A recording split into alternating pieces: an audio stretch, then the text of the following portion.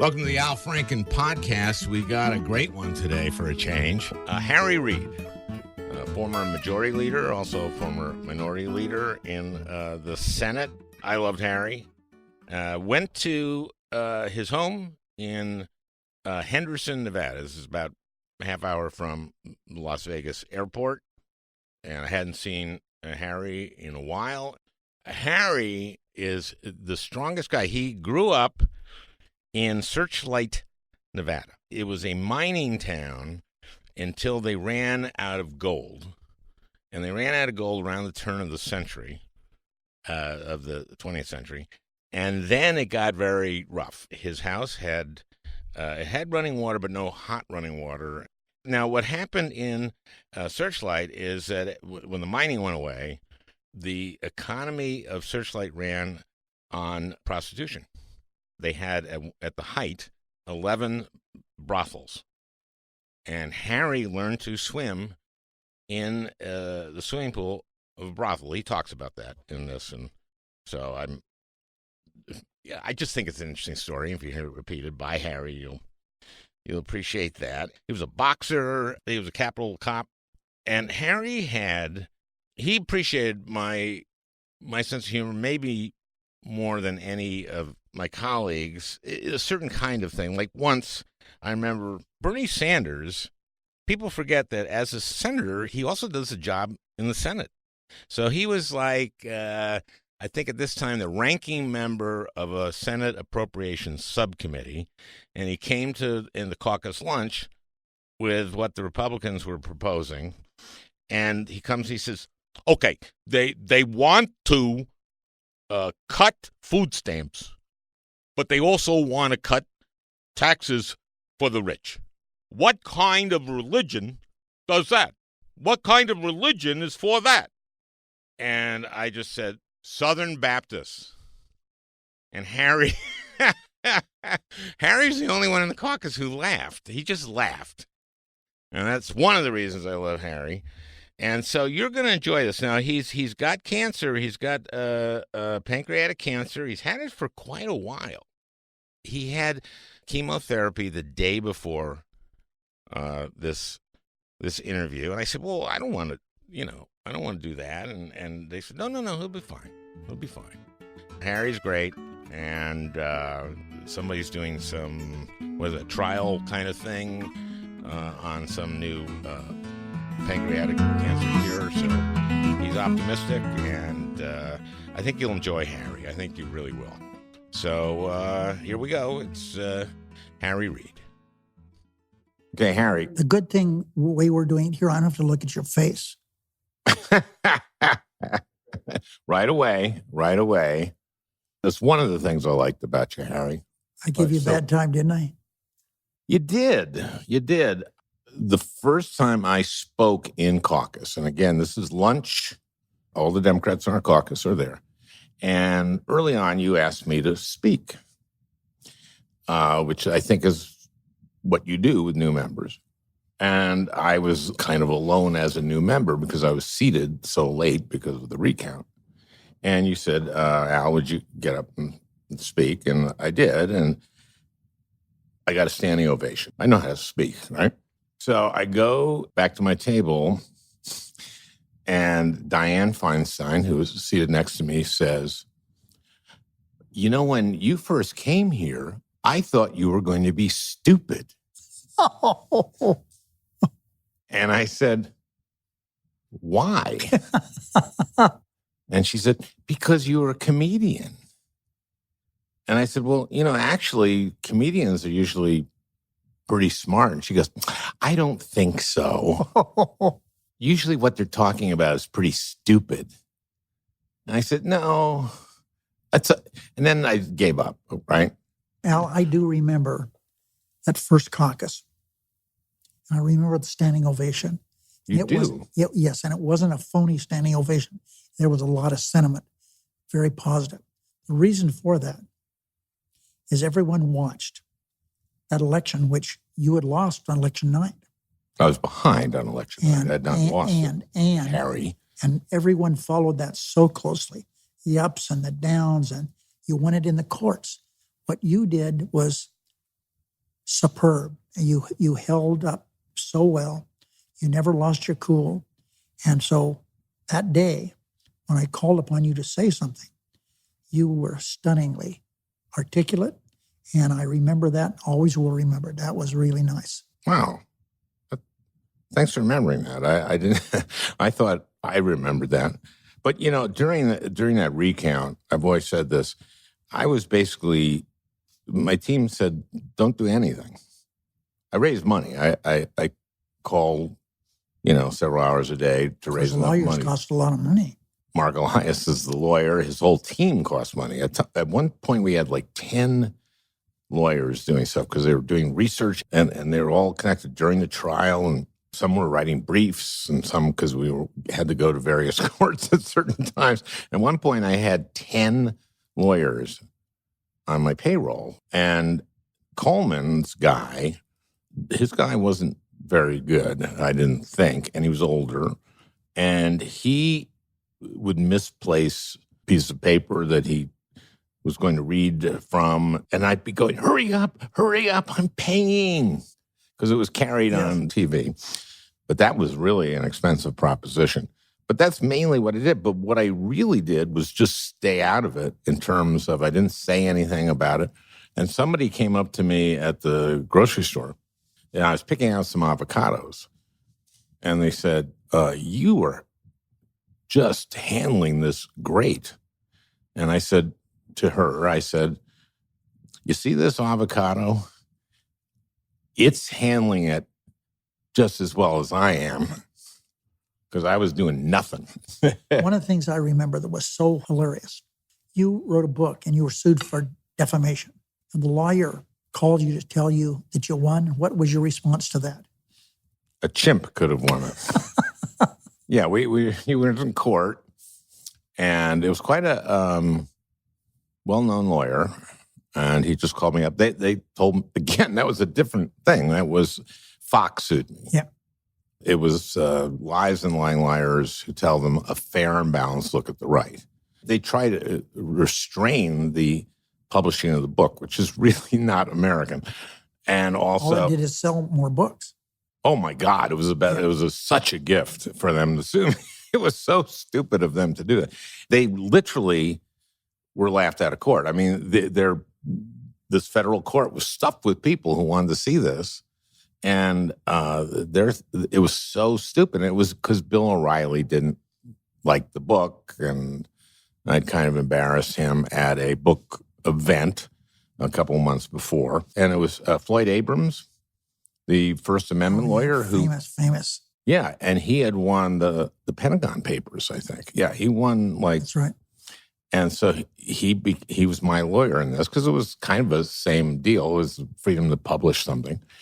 And yeah, Floyd called me up and said, you won. And I said, Floyd, a chimp could have won this game because they had nothing. But let's talk about you, because I'm on my podcast a lot. You're a tough guy. And I don't want to cover your biography like this is your life. I just want to just establish a few things for the listener. One, Searchlight, where you grew up. Not a town doing well economically, right? Al, I never realized till much later that we were poor. My niece was going through my late brother's papers. He died as a young man. And there were some pictures there of where I lived in Searchlight. And she sent me one of those pictures. And I'm standing in front of the house. And I said to myself, I can't imagine I lived in that thing.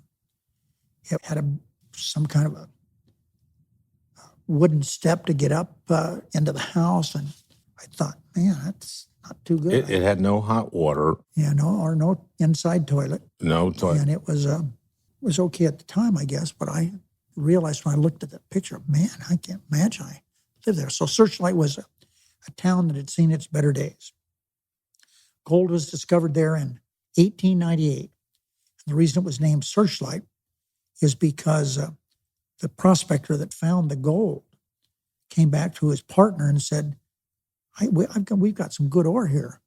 And the man looked at him and said, if that's over, you'll need a searchlight to find it. But the man that discovered it, he was right. And so searchlight for about 10 or 12 years was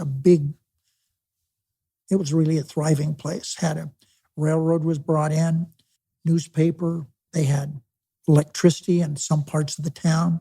But it sounds like it was going downhill then for at least 20 years before you were born. Oh, yeah. When I grew up there, and I wrote a book about Searchlight, and what I said there is these mining towns, when they're booming, they've got engineers, they've got lawyers, they've got doctors, they've got a lot of stuff. But as soon as the town goes under economically, they all leave. Sure. And the people that stay have no place else to go. And that's where I grew up. The one thing that kept the town thriving when I was there is prostitution. There was illegal prostitution went on there for, 15 or 20 years at least. And even though it was a town of 200 people probably at the time, on payday at the military bases, that place was like Fremont Street in Las Vegas. It was really booming. And they had as many as 13 brothels there at one time. I just watched this Ken Burns show on public radio about country music. Yeah, I've been watching that. It's great. Ernest Tubb came there. He was talked about in that documentary. We had people came and they had dances. It was really a thriving place. And the one thing that I know there, I don't hold many records in the Senate, but I hold one record for sure. I'm the only senator in history to learn to swim in a whorehouse swimming pool. Right. Wasn't there like a day off at the what Sunday? Or no? Willie Martello, the owner of the establishment where we had referred to at the time as the girls. That's how they were referred to, the prostitutes. And about 3 hours or 4 hours Saturday afternoons, they wouldn't be around. And we got to use their swimming pool. And that's where I learned to swim. There's no place else to swim at Searchlight. Well, I think so you're right. I think story of Searchlight. Yes. One teacher taught all 8 grades. And everyone should feel good about this interview. I graduated in the top third of my class. We had a class of 6 or 8. Okay, so top 2 or 3. Oh, yeah. You're salutatorian. Is that That's true. Yeah. You know, it's so funny because in 2014, when I ran for re-election, my opponent tried to say that he had come from humble background. And what he said was his father was the first in his family to graduate from college. And I thought, like, wow, is that a reach? Your father was the first in your family to graduate from college. I mean, this guy was rich and he went to private school and tried it out. He tried that out. And I thought, like, Jesus, man, what a tin ear. You graduate from high school. No. They had no high school. Oh, at school. Yeah, graduated from elementary school. That's right. And then I had to go. Oh, that's right. You went to Henderson? Yeah. Mm-hmm. Here? Yes. That's right. But Henderson at the time wasn't this big, but I would live with people. Who'd you live with? I lived with a couple of aunts and, I boarded with them. They were always nice to me, but I know my parents were supposed to pay them something to have me live there, and I think they were late on few payments.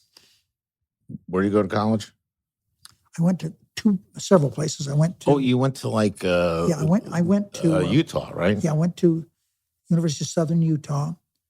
That's what it's named now. And when I went, it was a junior college. We call them now a community college.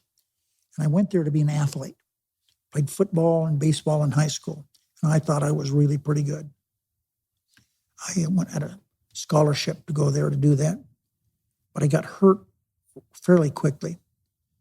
By then, it was very apparent to me after having practiced for weeks at a time that I wasn't fast enough, big enough, or good enough to be the athlete of my dreams.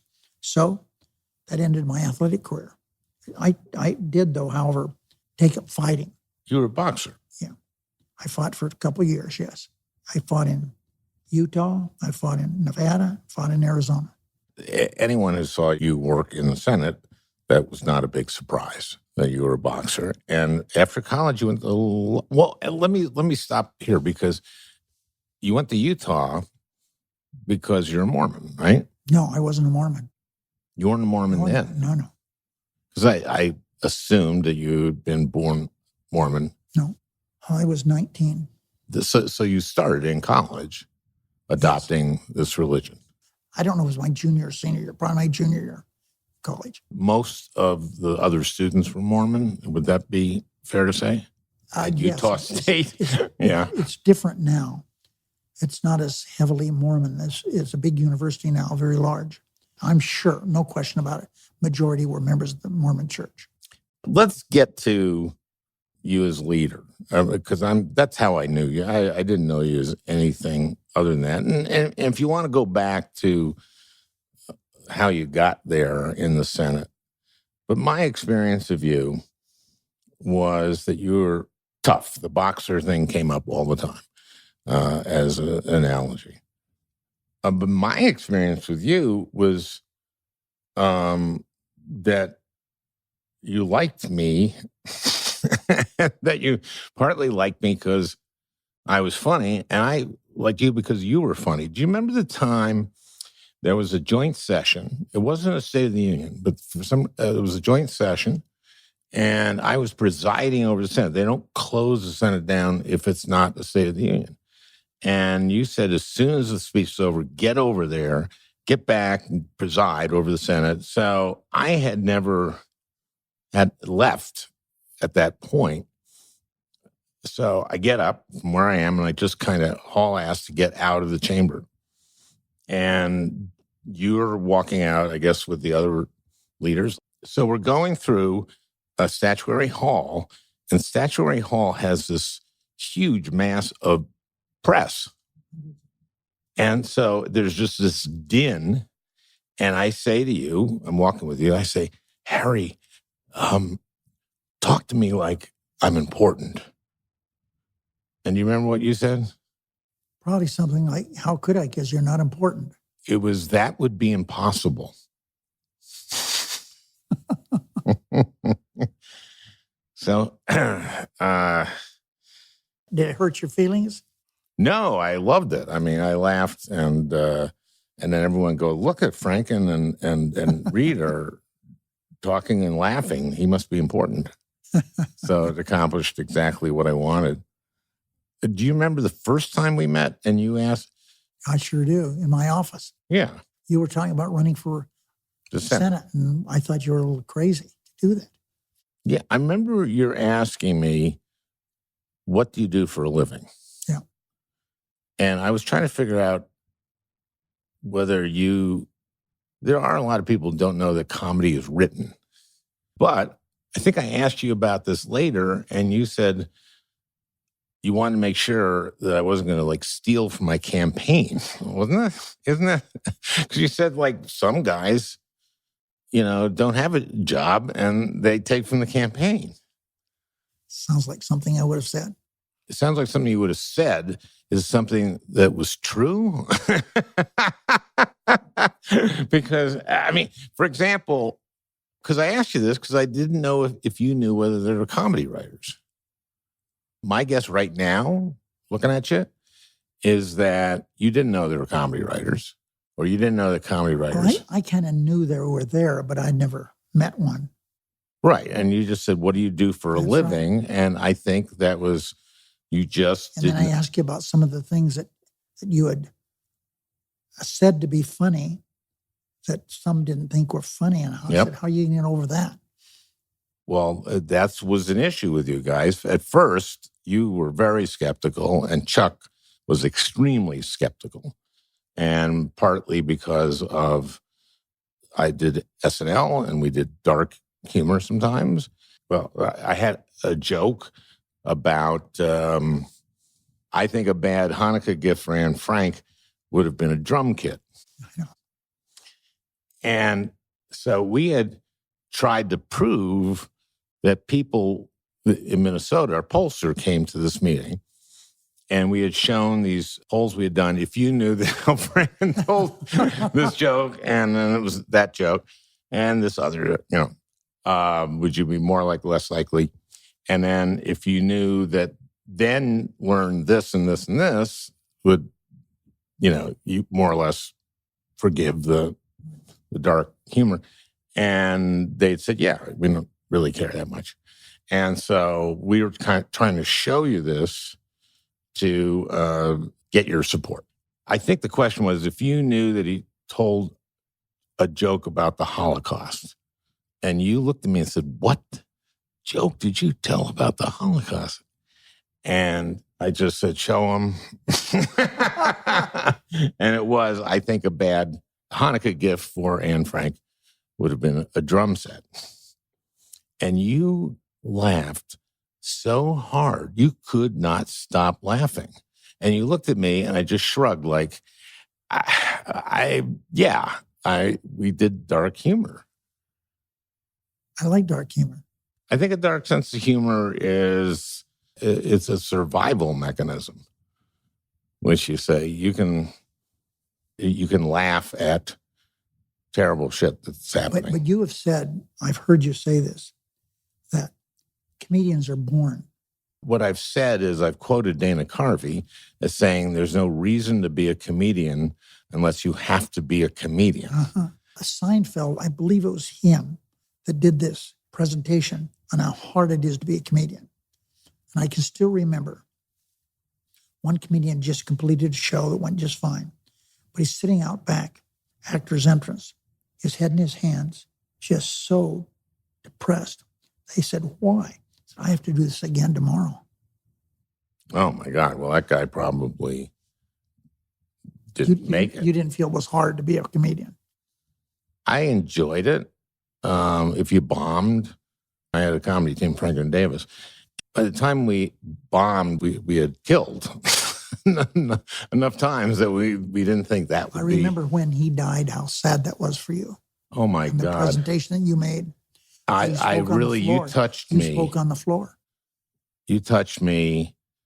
I was in judiciary, and someone came and tapped me on the shoulder and said, leader is on the phone. And if you hear that, you go to the phone.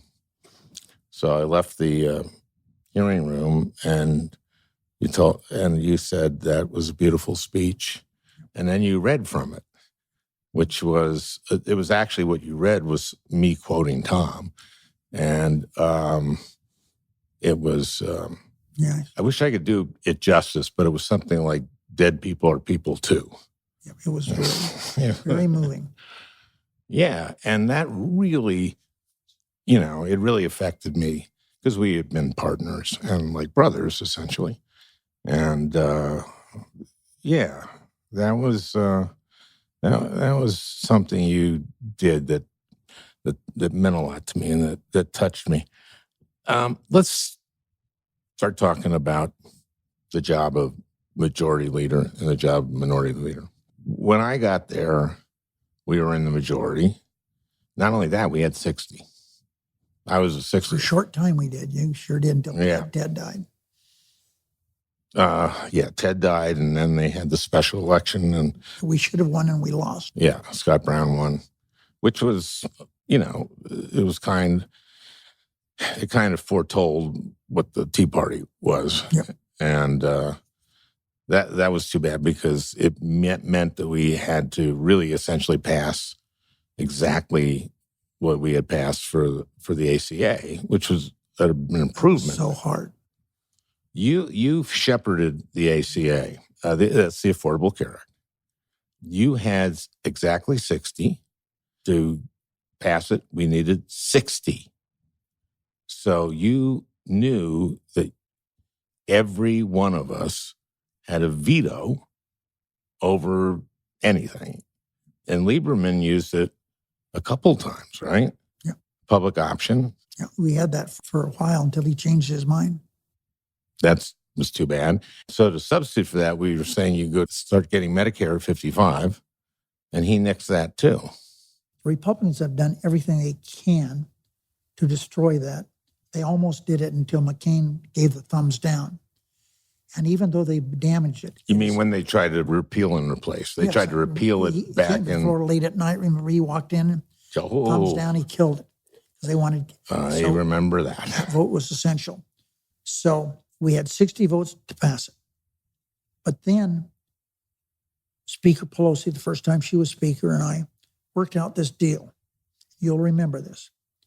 We got it so that it was now going to be determined, because they'd passed it in the House, and we had to pass the exact same bill the House did. And we did it under what is called reconciliation. Okay. Which can be done, and it only takes a simple majority. But Nancy was afraid that we would dump that like we did so much of the House legislation. So I'll remind you what happened. I said, okay, we will pass that without a single change in the legislation. None.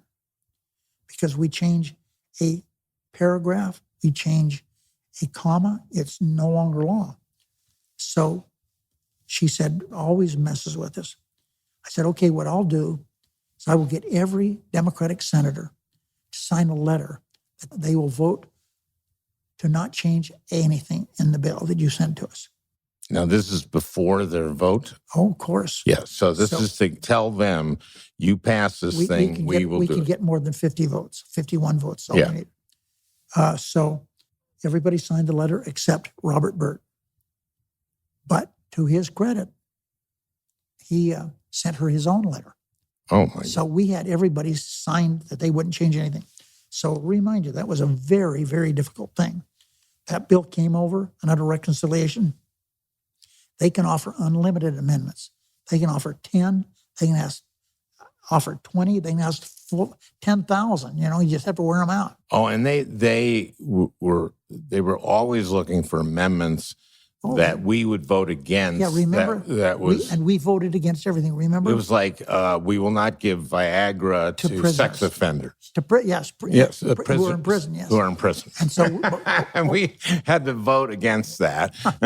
So that's how we got it passed. Yeah, that was Coburn, I think, who did that.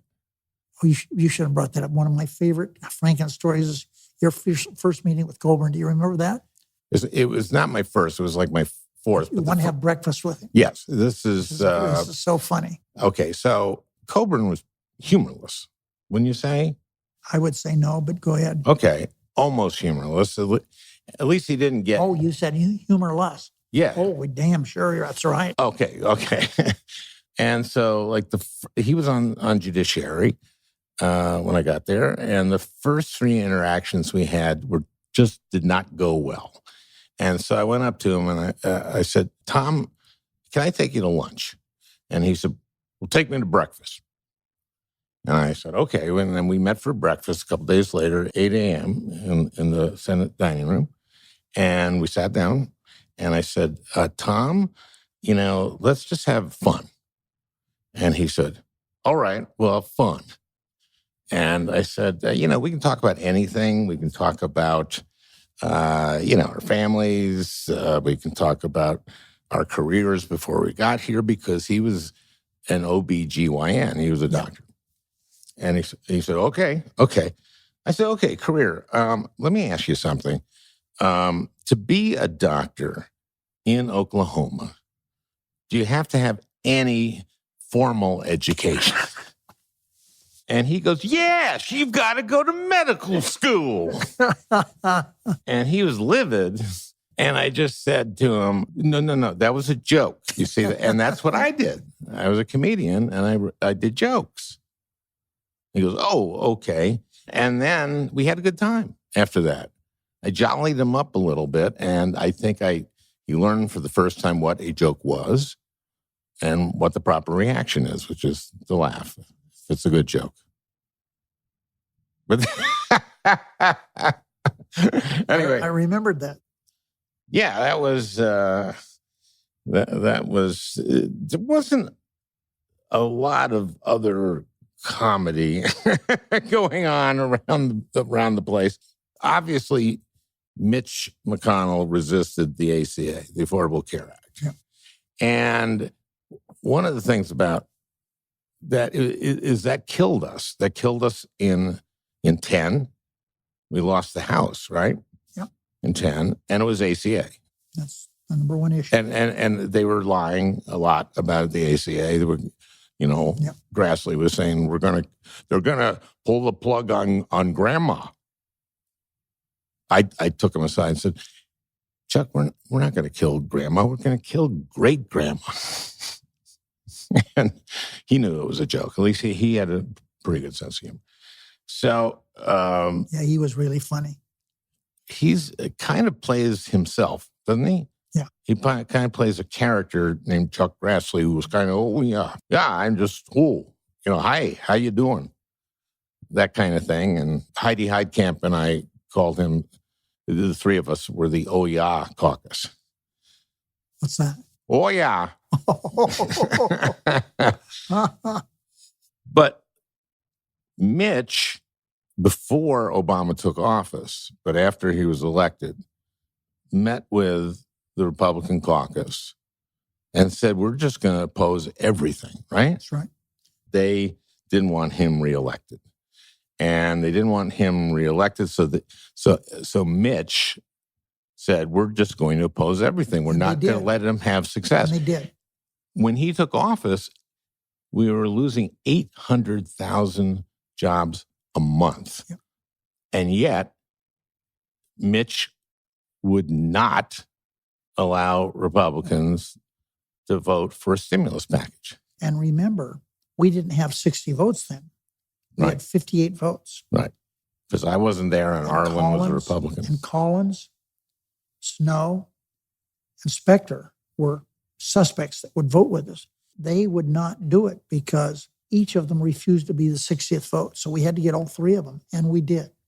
Oh, I see. We got Collins, we got Snow, and we got Specter. That was wonderful. What they did was patriotic. The stimulus bill was a good bill, but we originally started it. It would have been a wonderful bill. It would have been more jobs and all, but hey, listen, we can't complain. We got what we got. Yes. What we had to do was add more tax breaks and take away more, spending on infrastructure and, the spend side. By the way, somebody said this the other day, if you want the deficit contained, you want a Democratic president. So it's always been, I had a professor from University of Nevada. His name was Elliott. He came in and made a presentation to my leadership team.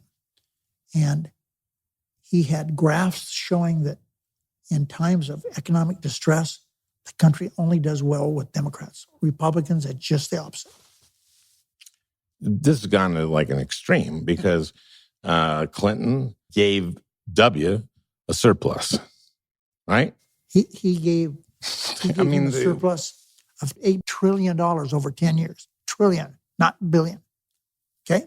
And that was wasted on the war in Iraq and the tax cuts when they got into office. And remember, Greenspan said we have to raise taxes because we're in danger of paying off the debt. The national debt. Yeah. And then what do we do? Do you realize what Clinton did? It's unbelievable. Paid down the debt. And he did so in a time that wasn't that easy. I mean, Clinton will go down as one of America's great presidents. He certainly, in terms of economically, that was in stark contrast to his predecessors, Reagan and H.W. But H.W. just caught a real bad break. And remember, he said, read my lips, no new taxes. And then he raised taxes. And that's it. But remember, he was at 91% favorability after the Iraq War, that Iraq War, because Bush won because he did this thing. He made this decision because we got them out of Kuwait.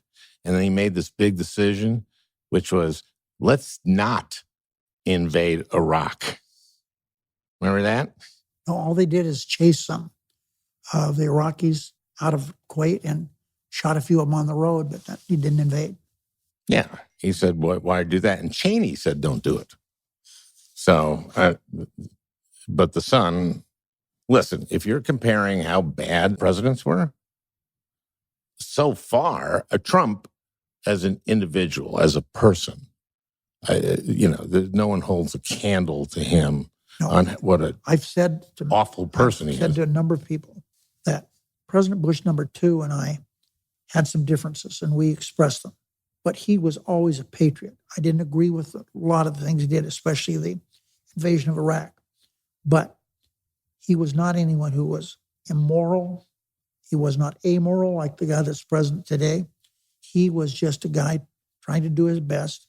And I disagreed with him, and so did a lot of the senators and American people. But that's the way it is. It was such a shame. I wish he were there now compared to this man we have as president. A lot of people say that, but what I remind them is that he left Obama with the worst economy since the Great Depression, and he and Cheney and the whole rest of them lied about weapons of mass destruction. Al, people ask me, was the worst decision I ever made in the Senate? That's easy for me to answer. It was voting for the Iraq War because I was lied to. It took me about a month, maybe 3 weeks, before I decided I had been misled. So I came out as one of the biggest opponents of that war in the Senate. It's the worst foreign policy decision in the history of this country. There's some Vietnam. No. Keep this in mind. Vietnam was horrible. I agree with that. But look what happened in the invasion of Iraq. The whole Middle East destabilized. No one really knows how many Iraqis have been killed, but some say as many as 400,000. Right. And the whole area is destabilized. We have mass migration that would have never happened otherwise. No, it was worse than Vietnam. Well, there are certain ways to say that. We lost 50,000 lives, Americans, in Vietnam. At least 1 million of the Vietnamese were killed. Mm-hmm. And the weird thing is, you go to Vietnam, and they love Americans. Yeah. Well, you know that, but it's not just America. I know Iran is a renegade. They're doing a lot of bad things. But the people of that country of 60, 70 million people, the people love the United States. The people, not the Ayatollah and all those people. Yeah, but the supreme leader That's right. is the problem. What I want to get at here is Mitch in terms of, I mean, you two dealt with each other all the time. A long time. Okay? So we were whips together. We were leaders together. Yeah. I believe that as much as Trump, he is a guy who has violated the norms of the government, of the Senate. I'll tell you how I feel about it. That's what I want to hear. I wrote an op-ed piece for the New York Times about a month ago where I said the Senate is basically dysfunctional. The filibuster is gone anyway. Not a question if, it's a question when. Mm-hmm. And the reason I say that is this. The Senate today is not functioning under Senator McConnell's leadership. The Senate is doing nothing other than approving judges. People aren't allowed to offer amendments. There are no votes on anything, only things by unanimous consent. And the sad part about it is that it has ruined the Senate. The Senate is not going to be as it was in the near future. In fact, it's not going to be that way never going to return to what it used to be for a long, long time. Now, the reason for the filibuster was so that we would pass legislation that was bipartisan, that had bipartisan support. And now it's used to kill everything. And the Senate does not function. That's because we are so divided. Violating norms. I mean, the worst one was not having hearings for Merrick Garland. What the hell was that? He could do it, right? He could do it. That was all it was. The reason that the Senate worked so well for such a long period of time is that there was collegiality. People got along with each other. There was no tribalism. And McConnell changed all that. He changed everything. When he did what he did to this fine man that Orrin Hatch said, the finest person in America to serve on the Supreme Court is Merrick Garland. Yep. And when his name was brought up, Hatch voted against him. Right. And it was interesting because I don't want to go into the Biden rule. There was no Biden rule. But Biden did say, unless we're consulted. Yeah. And Hatch did consult. And Merrick Garland is considered, he's a progressive, but he is considered a judge who would find consensus in the court. Very true. And that's what you want. And the reason he wouldn't allow a hearing, because he'd look too good. Exactly. Because people would see Merrick Garland and they go, if we could just get 9 of those, I'd feel really, really, really good about the Supreme Court. Very true. I'm so pissed at him. And you must have been too. What was that relationship like? What's the relationship? You got to tell me that. We got along. He was always very nonverbal. He didn't talk much, even to me. Okay. He didn't want to do meetings. I wanted to meet with him every week, like leaders used to do, Democratic leader would meet with the Republican leader, and switch offices, we'd change back and forth. But he didn't want to do that. He didn't want to have joint caucuses. The only joint caucus we had, maybe you'll remember that. Do you remember the caucus that he agreed to have when John McCain talked about his war experiences in Vietnam? Oh, yeah. It was very emotional. Very emotional. Well, that was a luncheon. We had a joint luncheon. But you persuaded McCain. He had never done this. He never told. He would do it. He told me he would do it. Yeah. McCain and I had a great relationship. We were elected to the House together in 82, elected to the Senate together in 86. His seniority was one ahead of mine because we had the same experience in Congress, but the state of Arizona had more people than Nevada, so he got the heads up on seniority. Oh, he got seniority because of, I remember after that lunch, and he told us about his 5.5 years in the Hanoi Hilton. How he was tortured, and he always felt bad because he confessed to certain things that were not true. Yeah, he was broken because of torture. And so when we came to the floor for votes later that day, about 5, I went up to him and I said, that was great today. How much of that was true? And he laughed. When he left for Arizona, after he put the thumbs down, I was worried I wasn't going to see him again. I thought that might be the last time. So I went up to him and I said, I'm going to send you some good news, bad news jokes, like every once in a while. I said, okay. So I would send him things like, the good news is your mom is 105 years old and sharp as a tack. The bad news is you have brain cancer. And he did come back and he loved these things. And do you remember when Ron Johnson, I don't know if you remember this, but Ron Johnson, after he put the thumbs down on that, Ron Johnson during that break said, well, the only reason he put his thumbs down is he's confused by his brain cancer. Oh, dear. Yeah. So I wrote, John, the bad news is that you have brain cancer. The good news is that Ron Johnson's ass cancer moved to his mouth. John did come back. We did get to see him again. And he just got people around. He said, Al earned every cent he's ever gotten at Saturday Night Live. Isn't that great? But he was basically saying, I didn't deserve the money I was getting at the Senate. He was making a joke because I think he thought I was a good senator. I don't know of anyone that did now, down deep in their heart. I wish my one regret, I have lots of regrets, but one regret is I wasn't there when this mess took place that embarrassed, humiliated, and hurt you unnecessarily. That should have been referred to the ethics committee, and it would all turned out okay. But that's water under the bridge, but that's how I feel about it. And I've said so publicly. I'm saying this again today. And you've said it to me many times, and I really appreciate that. So, Mitch, you say you got along. Were there times you didn't get along? Let's put it that way. Well, he had a different personality than I. He wears everything very close to his vest, and So we didn't have any philosophical discussions.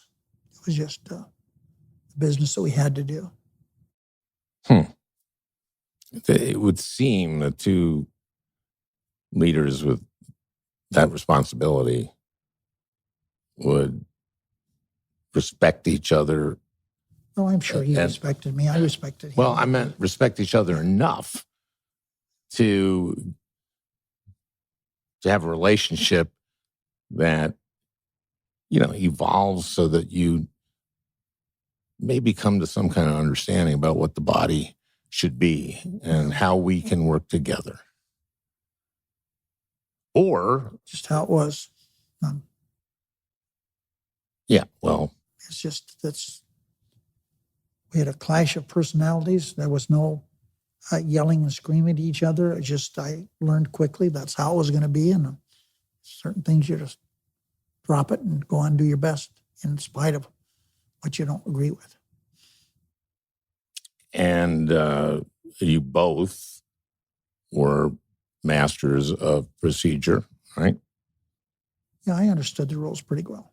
I had a personal tutor in Robert Byrd. He used to call me to his office all the time, and we would talk. Even though he had gotten old, he was still very sharp. When I visited with him, he was a big help to me. And he had been majority leader, of course, and he probably revered the Senate as much as anyone. He did revere the Senate, yep. Let's talk about when we went to 50 on federal judges, 51. And why did I change the rule? You want me to tell you? I think I know, but go. I'll hear from you. I want your listeners to understand this coming from me. Obama had been elected president by an overwhelming majority. He was very popular. There may have been presidents in the past that are as popular as he, maybe Roosevelt. I don't know who, but at least he was extremely popular. Reagan won by yes. Yeah. So during his first Congress, when he was president, he was facing McConnell, who said they're going to oppose everything he tried to do. So that being the case, we had facing us Wall Street had collapsed. We needed to do something there. We had health care that was really something that Obama told me I'd call him often. Bill had been introduced, committees had worked on it for a long, long time. I said, Mr. President, I'm not sure I can get this done. He said, you've got to get it done. He said, I would rather not be reelected than not do the health care bill. Told me that many times. So that was a real task to get the health care bill passed. Yeah. And we had, here's what we had. We had over 100 judges who they wouldn't give us a vote on. We had the D.C. Circuit, the second most important court in the country. There were 4 or 5 vacancies there, and they said they don't have anything to do anyway. They could not attack organized labor head on. So what they did, they tried to cripple them by not allowing us to have a quorum for the NLRB. So National Labor Relations Board. I figured, the only way I can get that done is I've changed the rules. And now, it's not the first time the rules have been changed. It's been changed lots of times. Not only that, but we had a joint meeting in the old Senate chamber to discuss this. Yep. And people may remember that during the W. Bush administration, there was a thing called the Gang of 14. Yep. And what had happened is some Republicans and Democrats got together and said, we will vote or not vote people through. We won't vote extreme people through. We'll stop them, but we will allow nominees through. And there's enough of us that we can stop what we want or let through what we want. And there was an understanding there. And that's what we were really asking them for. And Mitch refused Yeah, we just wanted a continuation of the deal we'd made. Yeah. And that was led by Pryor and McCain, the King of 14. It's really sad what's happened now because they took away the blue slip. The blue slip is if you're a senator and the president nominates someone who is going to represent your state in a circuit court or in a district court, you have a veto. The veto is not turning in your blue slip. And this has been recognized for about 100 years. And boy, did they use that during Obama. That's for sure. And then as soon as, not right at the outset, but pretty soon, 6 months in or 4 months in, they took away the blue slip. What that meant is that you just had extreme right-wing judge, extreme right-wing judge, extreme right-wing judge. When you had the blue slip, you negotiated. And then you got moderate judges. And you had faith in the federal courts. And Al, it worked to the benefit of the Republicans also. It wasn't a one-way street. It worked to everybody's benefit. Now, if having eliminated the blue slip, the federal judiciary is going to be either a extreme right-winger or when we get in, we're going to put in judges that are on the other extreme. And people are not going to trust federal courts. Which was the epitome of a legal system. It was worked so well for so long. They're appointed for life. They have lifetime tenure. But the problem is this, and I want your listeners to understand from my perspective.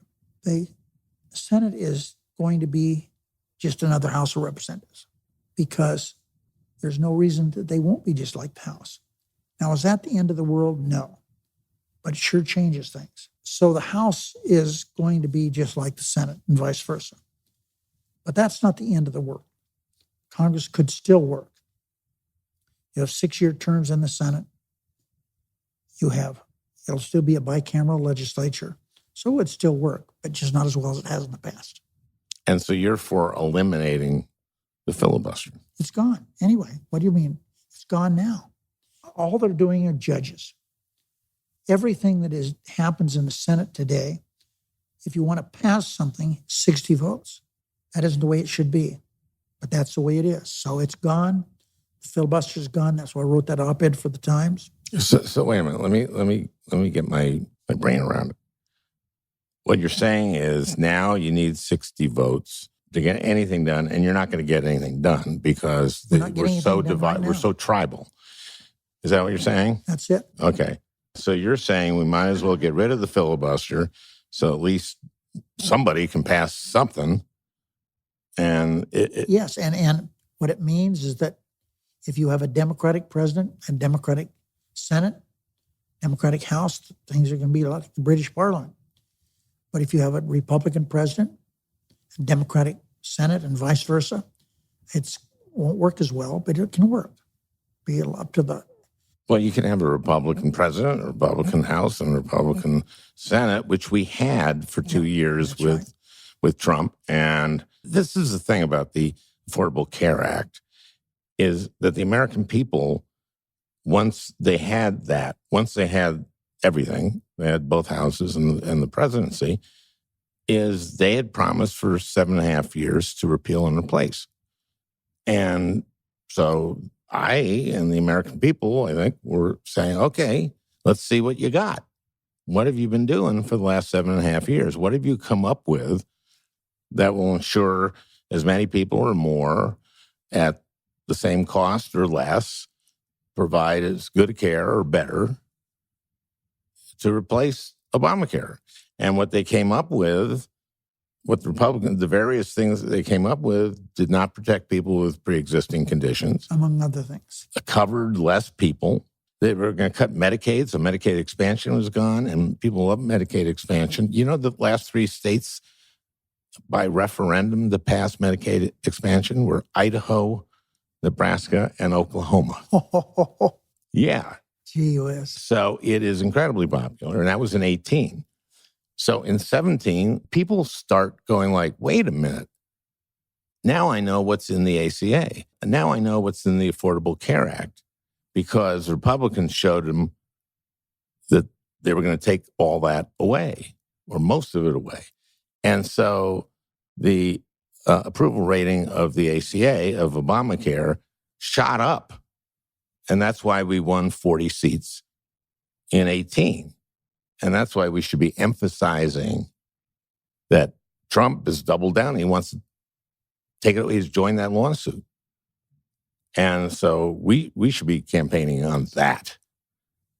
And there is some campaigning going. The major issues facing America today is number one, climate, changing climate. Number two, healthcare. Obamacare is still around, but the prices have gone up, and it's just... Yeah, we need to improve it. But boy, oh boy, they showed their stripes in 17. Let's talk about Trump for just a second, because, something's happened in the last few days. I've been thinking that Mueller must be pissed, because he worked for over 2 years and produced a 450-page report that had, 10 actionable indicting obstruction of justice. But because it was 452-page or whatever it was, no one read it. I've got a copy over here. Do you want one? I'll give it to you. I have read it. Oh, okay. When I said no one read it, I meant no one who wasn't kind of in this business. But now he does it again. But this time he's president of the United States, and he shakes down the leader of a foreign country to dig up dirt, whether it's real or not, on political opponents. So now he's actually, as president of the United States, on the phone, which is being transcribed and recorded and transcribed. 12 people are listening. Yes. Americans. Right. And he's doing it because he doesn't think he can possibly get caught, right? Or that's true. And the question now is he right? I mean, But he has been caught. He has been caught. He has been caught. The whistleblower did a good job. They stalled it as long as they could, but they couldn't any longer. They meaning the White House administration. And Barr, can you believe?